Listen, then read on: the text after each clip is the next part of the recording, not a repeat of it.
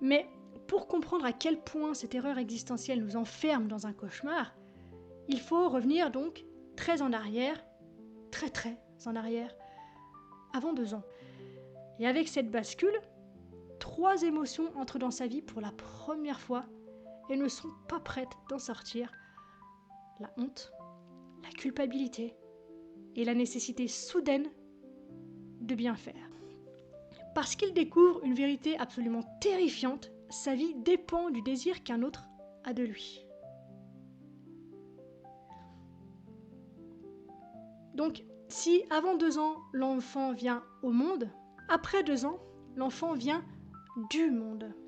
C'est-à-dire qu'à partir de là, il n'est plus seulement être, il devient objet sous le regard.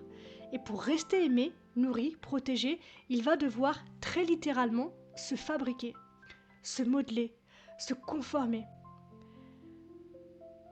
Donc finalement, ce que j'appelle moi, ce que tu appelles moi, ce que nous appelons moi, n'est pas qui nous sommes.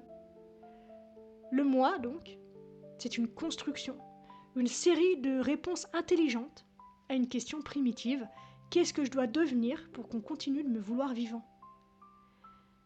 Et c'est pour ça que je te dis souvent que le retour à soi n'a rien d'un caprice, c'est une révolution intérieure.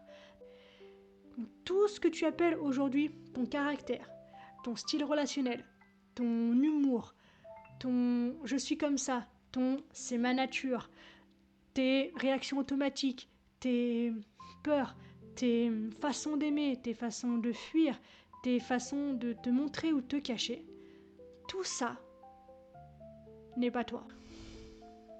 Aujourd'hui encore, adulte, tu continues à chercher ton sentiment d'exister dans le regard des autres exactement comme à 2 ans. Toujours cette vieille question, recyclée 1000 fois, est-ce que je suis comme il faut pour être aimé ? Le slow coaching, tel que je te le propose, c'est un chemin pour réapprendre à exister depuis l'intérieur, depuis le silence, depuis le souffle, depuis cette partie de toi qui existe avant d'être vue. La pratique ne consiste jamais